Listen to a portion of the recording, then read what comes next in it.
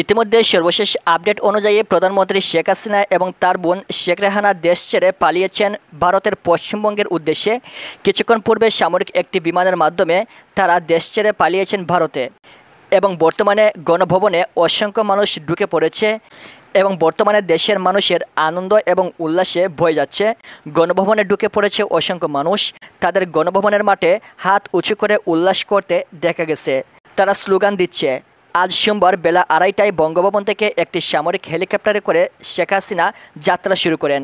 এ সময় তার সঙ্গে ছিল তার ছোট বোন শেখ রেহানা। সংশ্লিষ্ট সূত্র জানায় তারা হেলিকপ্টারে ভারতের উদ্দেশ্যে পশ্চিমবঙ্গে রওনা দিয়েছে। এরপরেই গণভবনের সামনে মানুষের ঢল নেমে আসে। এ সময় অনেকের হাতে গণভবনের ব্যবহৃত বিভিন্ন জিনিসপত্র দেখা যায় এবং বর্তমানে সেনাপ্রধান সাধারণ জনতাদের উদ্দেশ্যে বক্তব্য পেশ করবেন এবং সাধারণ জনতাদের উদ্দেশ্যে কী বলবেন সেটাই দেখার বিষয়।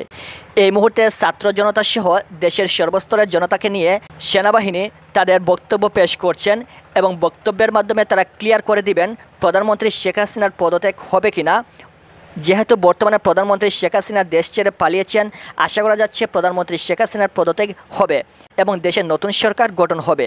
পরবর্তী সকল আপডেট পেতে অবশ্যই চ্যানেলটি সাবস্ক্রাইব করে রাখবেন। Thank you.